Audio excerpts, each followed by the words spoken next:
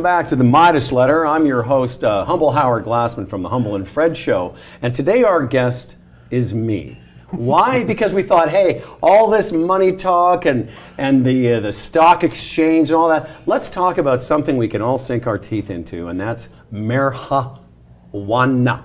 Our guests are James West and this big brain guy named Ed. And let's begin now. Howard, what is your involvement with the marijuana industry as an investor, as an advisor, as a user? Well, great question, Howard. Let me begin by telling you this. I don't know where the ride began, but someone got on this Canopy Growth thing early on, right? I wasn't that guy. But here's my question to you two big brain financial wizards. Did you get on? No? Not me. No? Not me. Seriously? Not him. Let me ask you this question. And by the way, thank you for having me on your show. Thank you for coming. I'm curious about, when did Bay Street first get an inkling that there was going to be a ride on this marijuana roller coaster? November 2013 is when I think that, so Chuck Raffici, who is now the CEO of Oxley, another LP, he co-founded Canopy, back when it was called Tweed, with Bruce Linton. At the time, Chuck Raffici was the CFO of the Liberal Party of Canada, before it was the federal party, the federal governing party of Canada. And so the connection that can be drawn without any, not casting aspersions on the characters of anyone. Let's not cast aspersions just yet. But Chuck Raffici and Bruce Linton started this thing just before the feds, or the Liberals, ran on this platform of we're going to legalize marijuana in part. Again, all joking aside, I do appreciate you guys having me here, but I am interested in this. I'm a comedian, I do radio, and I've done television. But I'm interested in this because as a guy 58 years old, we've all spent our lives scurrying around and buying weed under the gardener from some guy with like a third foot. So it's all exciting, but what I don't think people realize is that, and I've talked about this a lot on our radio show, it's not just about can you buy marijuana, because I could buy it yesterday, I can buy it tomorrow, but it's all the ancillary aspects, whether it's medicinal, replacing pharmacological, but as an investor myself, I got Canopy at, I think, $10. And I had to call my advisor, and it's analogous to having to call your doctor and say, hey, I've heard that it's pretty good for inflammation. I've heard it's good for all, and your doctor's like, I don't know anything about it. The reason I started with that question, though, is I called my advisor, I guess, whatever, $10 months ago, and said, hey, I think we should try this. I don't want to put a ton in, but I put enough in that when he called me 3 weeks ago and said it's at 70, maybe we should sell some. I went, yes, we should. What am I paying you for? But that's why I wanted to ask you guys, because from people in the business, when did you get a little sniff like, this might be something we want to direct some money to? Well, it's a long story, but the cannabis thing got started after a prolonged period of mining misery. So Canada, in its small cap capital market, is very much dependent on a robust mining industry. And after 5 years of absolute misery, where many people, including myself, were virtually financially wiped out because of my complete Which is why you're doing this cockamamie video show in the lobby of an actual office. I'm kidding. It's not cockamamie. It's fantastic. It is cockamamie. I'm going to tell you, there's some there's young people, there's expensive camera work. I know what's going on here. Somebody is sponsoring the crap out of this. We're YouTubers. I love it, man. Well, listen, we've been doing a podcast since before you had heard of a podcast. We started our first podcast on the Humble and Fred Show in 2006, but we started doing it daily. I remember that. In 2011, and we have put up more podcasts. We jokingly call ourselves the most downloaded podcast in Canadian history, but we're certainly the most prolific. We've put up nearly 2,000 episodes of our show as a podcast. So I understand what you're doing here is amazing. But back to the information I think is interesting for the layperson. Because, I had a bit of an inkling, and so I bought it at 10. Good for me. And you held it. That's the amazing thing. And I didn't have a ton of it, but I had enough to, take a little bit out, and that was great.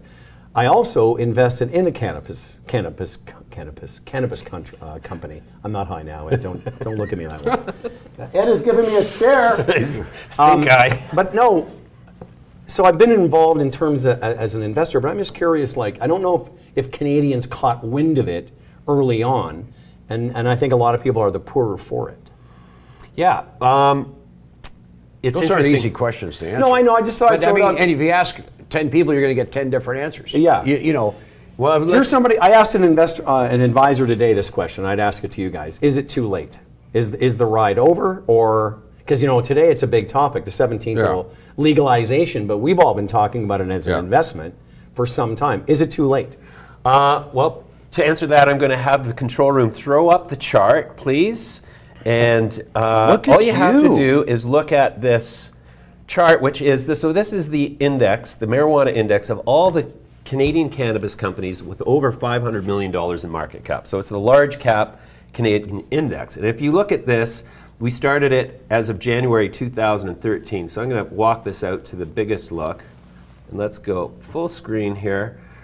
There you go. Okay, so here are the opportunities where cannabis, the market got started way before January 2016, but this is where we started the index, which is why it only goes here. But if you look at these different places where the bars are dancing around, like these are all the opportunities you had to come in, make a ton of money, sell it, get out, come back in, continue to make money. But there are a lot of people who have lost a lot of money in these gyrations. Mm-hmm. And is it because again, I pardon my naivete. When you say they lost money, is it because they went out at the wrong time? Well, because if you bought it and held it, you couldn't, like I did. You really, Right. It's hard to lose. Well, I'm not sure. It's hard. You can lose money, but are those people losing money because they didn't stay with it? Yeah, some people just get. Did that seem like a dumb question? Well, No, not at all. They see a sell-off happening and they sell it. You went in, you thought, hey, look at this. Ed's gotten out of his chair. You buy in here, right? And then you get out, you think, what am I doing? This is insanity. You look, you're down 20% a few weeks later, so you say, I'm out. Right. Here, just give me that. Ed's phone is ringing. Yeah. Well, but Ed, does that go to the fact that in the emotion of the market, people still think, smart people like you, way smarter than me, still think they can time it? Look, these. Spit it out, Ed. What did you guys expect me to come in here and talk about? Records and radio and we were going to ask you about getting up in the morning and doing a morning show for decades. I've been doing it for so long. That's as fascinating to me as if somebody asked you, hey, how do you decipher them? You're going, we just do it. It's just something we do. I'm curious because you guys are the smartest guys I've talked to so far today. The only guys you've talked to. First guys you've talked to today. Yeah, you haven't talked to anybody. But I think, and I can tell you from having experienced this as a user and as I have sponsors on our show that are, I was early to the market. I had early cannabis sponsors. So I've had a lot of dialogue about this for a long time. But this is the first time I've talked to anybody about the financial part of it. And I think what a lot of Canadians are going to wake up to today is, oh, maybe I should have some of this in my portfolio somewhere. Right. And just like in 5 years, it'll just be commonplace to walk into a Shoppers Drug Mart to the pharmacological section. You'll be able to get CBD oils and tinctures and all these things. In the next 5 years, it'll just be in everyone's mutual fund. You'll have Canopy and Northern Green, and you'll have all these things. It'll just be no big deal. But today, it's novel. Right. And for me, the questions are about, the historical when the ride began. And I guess the second question I was going to ask you guys is why is it that, this phrase, the rich get richer? Who did I need to know to get Canopy when it was 20 cents? Who got that? Is that a dumb question too? No, that would have been. Ed's looking at me like Bruce Linton, that's the bottom line. Look, some people have this ability to be, to look down and see trends early, right? And say, this is going to be, I didn't. I thought no, if you're an accountant, have an accounting background like I am, you start looking at things like valuations, and you start looking at things like what's the cash flow. You start looking at some of the metrics, and you realize that you say, well, you know what, this is just too speculative for me, and I can get pot for free, so what do I want to invest in pot for? Like, no, I get it, man. Dummy. I thought look the same in the thing. mirror, and so, but at least you called up and bought it, and bought it at $10. I mean, was brilliant. Buying it and holding again, it. I didn't buy a ton. We should be asking him. Well, I can tell you why. Invest in this market. I'll tell you why I did. Hey, Howard, what go ahead. prompted you? I'll tell you why. To go and call up your broker and buy some of this. Like, I didn't see it. What did you see that I didn't see? Here's what I saw. is that, and I'm going to be, this is honest truth. I stopped drinking just under 3 years ago. I had a problem with alcohol. People always say, how did you know you had a drinking problem? I said, well, one day I had a glass of wine and I thought, what would go great with this? And the answer I came up with was vodka. So I thought, okay, maybe I should just, I should just back this down. Yeah. So having been a marijuana user off and on, I sort of turned to this new world of, you know, when we were younger, it was just weed. Then I started learning about indica and sativas and different strains and different, like we have one of our sponsors called StrainPrint. And what they do is you put in the kind of experience you're looking for and it will spit out the kind of, it'll give you the strain that you should try. So I found out a lot about weed in a very short period of time. And then I heard about Canopy and I thought, you know, maybe I shouldn't. Two things. I started getting interested in the difference of the, almost like a weed sommelier, you know, the way some people know wine. I got educated on marijuana. And then I found out that the revolution isn't in the, like, you know, no one's buying weed today that couldn't get it yesterday. But the revolution, as I found out 18 months ago, was when you can walk into a Shoppers and there's going to be a section with CBD salves, oils, tinctures, and drops. And I went, oh, that's where the real growth is. And then somebody told me about this company, Canopy. I just said to my broker, I didn't put much in. You know, I don't know, with some number of thousands of dollars. Not enough for, if I'd made a lot of money, would I be here? No. Right. Kidding. I like both you guys a lot. But that's what got me interested in it. So Well, I immersed myself. Yeah, yeah. See, Well, you I wouldn't be didn't here. even- You wouldn't be here because this is the house that Cannabis built, really. Like, so when Bruce started his first company, nobody would talk to Bruce. Nobody would interview Bruce. Everybody was thinking, these guys are crazy. This is not going to fly. And I was sitting at home licking my wounds from the mining industry, doing my little podcast in the basement from Bowen Island. Nice. And I started calling all these cannabis guys and saying, hey, I'll do an interview with you. They're like, great, let's do it. And so I was able to access the CEOs of the first 5 cannabis companies and speak to them regularly because they appreciated the effort and the risk I was taking by exposing them on my show. Well, and you've done, like, I can't congratulate you enough on what this is, because having built this myself for a radio opportunity, for a podcast opportunity, boy, you know that old thing about, you know, the settlers, pioneers get the arrows, settlers get the land. Man, there's a lot of lean years between zero and the camera that's moving on a whatever that is. It's not a slider. A slider. But yeah, I get that. I respect it. You know, and it's not easy doing what you do. And lots of people want to. They go, oh, I should do a podcast, or I should do a television, online financial report. Everyone says they want to do it. Not everyone will actually put the skin in the game to do it. So good for you. Thanks. Do you have any other questions for me? This parking What should we around. do now? This What should park- we- I want to understand. Well, I'll tell you about a company, young man. I'll tell you about a company I bought, but after we're done the interview. I want to hear how you got into morning radio shows No, and how you don't. became. I do. You know why Really? I want to? I really That's do. where we're at. Look at this fresh-faced young Because gentleman. despite your skepticism, I in fact was a big fan of CFNY in Yes. the early days with David Marsden. But that was before me. I didn't come until 1989. I started with Fred after the Pete and Geets era, after the CFNY era. We sort of started at the very last days of CFNY and when it became The Edge. So we've been a morning show in Toronto for 30 years. I hosted TV shows on City. I used to work at CTV, all the while doing stand-up and hosting corporate events. That's kind of what I do. If you're having a corporate event, you want to spice it up a little bit, you say, hey, we need a funny Jewish guy. That's when you call me. Ed, I know, there's not a lot of Jewish guys in the world of finance, so this might be new to you.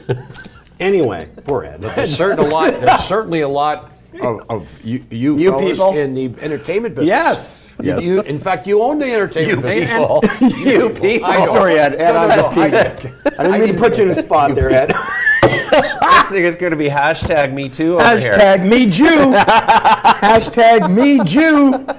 There's a new one. How long is Well, this that's what thing? you've done, Ed. How long do we go here with this? Well, we're doing Jeez, a that we're is doing a hilarious. record That is- 7-hour continuous broadcast. I'm hot. in commemoration of the Yeah. cannabis industry. But we So have- that's, listen, if you want to find out more about Humble and Fred Radio, go to humbleandfredradio.com.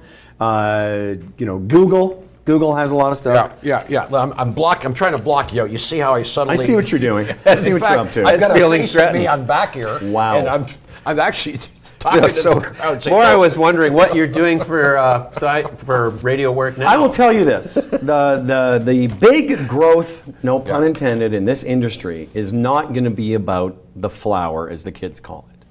I don't know when the last time you smoked any marijuana. Last night. You got your pen with you, Ed? You got your pen? No, I like to twist up a bud. Yeah, it's funny because I'm kind of off the flower experience. Once in a while I'll put some bud in someone will give me something. A lot of people, because of what we talk about on the show, are always It's legal now. Yeah. Well, there was. Is it? It's always been legal. Once in a while I'll put some in a pipe, but mostly I just either I smoke it out of a pen, I vape it, or this new thing I enjoy. It's called a shatter. I don't know if you're familiar with it. Oh, yes. It's my favorite thing. Do you like it? It's the best thing ever. No, it's too Shatter. much. It's too much for me. It's too much. I am a one-hit wonder. Like 5 milligrams THC in my system is max. Buddy, I'm telling you the same thing. It happened to me. So the first time I did it, I was doing stand-up at a weed-friendly club. And they're all over the city. It's another underground thing. So I'm at this place called the Comedy Underground on Queen East. Just before I go on, one of the kids, one of the comics says, "Hey, Humble, you got to try this." And I'm like, "Oh yeah, no problem. I've been smoking before you were born." I take one hit, I go blind in my left eye.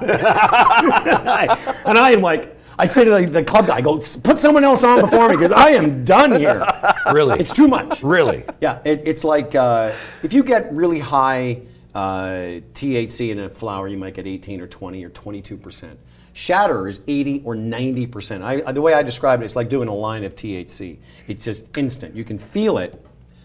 But the nice thing about it is it's a wave that crests and then you're fine. Right. You just got to, that first 15 minutes, you got to be alone with your dog. My dog's name is Stan. I say, "Stan, Daddy's going away. If you need any water, I can't help you." You got to wait for 15 minutes till I Daddy come will be back down. in 15. Yeah. I can't move. How How are we doing? Is this really going? I think this is going great. Yeah, we're enjoying the hell out of it. Shatter. Here's the great thing about, I don't know if you've had this experience, but we communicate with our audience while we're doing this. Oh yes. So unfortunately, we do too. But sometimes, so like Debbie One Ray says, "Laugh out loud, shatter." I like this guy. Yeah. So Debbie One Ray, hey Debbie, send us your but shatter I will tell you. experience. I'll tell you. You got to be careful with that stuff, and that's one of the things that's different than when we were kids. When we were kids, it was just called weed. Right. Everyone had their own joint. Right. It was the size of a smart car, or you'd be like smoking these joints like a baguette. Someone had to spot you. You know. Now it's like one little boop boop, and I'm like, okay, I'm all right. Yeah. Netflix is good. I'm with my buddy in Vancouver, and he says this is a one-hitter kind of pot. I said, well, I take two. He said, "No, you don't understand. This is a one-hitter, and you take two, and you're done." I told you. I told you. I know. And you're sitting there all. And you go, holy smokes. With my girlfriend, like she likes a little bit, so I give her like the little pen, and she gets a little bit of a buzz, and she says, "How come I can't do the shatterizer?" It's not for you. Yeah. This is not for us. You're not there yet. One day maybe. You have to graduate from gotta graduate. university first. Yeah. No, the shatter is something else altogether. I don't It's think I've something tried I don't the think shatter. that once the government wraps their head around it, that they're going to be too keen to have available on shelves for recreational, medical, cultural, it knocks it, spiritual, like- any purpose. You're probably right, James. I mean, I don't that whole other aspect of the government getting involved, and when we talk a lot about this morning, over the 10 provinces and territories, everyone is different. For instance, in Newfoundland this morning, you can go into a store and buy marijuana. In Ontario, you're not going to see a store until the spring. In Manitoba, if you have a certain amount, over a certain amount, I should say, it's a $200 fine. It's just so ad hoc, and I was wondering this morning, I opined, that why didn't they make it universal? And the answer came back because provinces, the way they deal with alcohol distribution, they're left to their own in terms of this as well, which to me seems a bit antiquated, and just shows you how Ontario is still a little bit puritanical in that, you can't go into a grocery store in Ontario and buy it. Well, now you can, but just barely. Well, it gets into centralized versus decentralized, right? We have such a big country. How do you know what's good for Newfoundlanders versus... And everybody wants to say, hey, don't tell us what to do. Everybody's got that... Yeah, remarkably, absolutely. the Maritimes have the most together. It's available online. They've got stores all over every province, and they've got the fullest variety of going on over product. there. There's nothing else going on. There's nothing else to do. Yeah. So tell me this, prior to legalization, Had you ever been, either of you, into a dispensary? Yeah. Have you? Oh, yeah, I have. Yeah. It's mind-boggling. And, it is you know, mind-boggling. Well, especially when you consider it's illegal. I was in Victoria in August, and they have different laws there, and they've allowed a couple of places to, like the ones in Toronto have been a little bit sort of sketchy, fly-by-night, you know, they're open one day, they're not the next. This place that I went into, it was like walking into a David's Teas.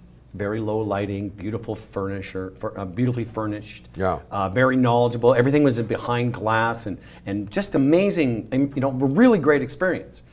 And that's kind of where we're headed here eventually, because there will be the Ontario cannabis stores, but there's also going to be a bunch of private stores, and they're the ones I think you'll be able to go in and get the shatter and all the other things. But my point just is that, you know, in 5 years from now, it'll be like walking to a Starbucks. You know, you'll be being served by an off-duty cop. I mean, it'll just be like, who cares? A couple of the former police officers, former superintendent of Vancouver City Police, Cash Heed, is the CEO of a cannabis company. Julian Fantino, former chief of police of the city of Toronto. And when we get done here, I'll tell you about another really? Connection. See, we should start a new cannabis company called Former Cops Cannabis Corp. It's funny you say that, because what I'm going to tell you once we're done here, you'll be like, oh, I had no idea. Well, we're rolling out actually our own line of cannabis products through collaborations with all of the LPs who are going to create Midas letter, seal of approval, quality drugs. And the idea being not that we're going to pick the best and strongest. We're going to pick the one that's most appropriate for certain age groups. In other words, James, I got to tell you, this one of our clients, StrainPrint.ca, what they're all about is not just recreational experiences, but they're about, you know, if you have, you know, inflammation, elbows, Parkinson's, you put in your headaches, and they will give you the strain and plus it's people sharing information. You got to get those people on the show. I'd love to. Yeah, love to.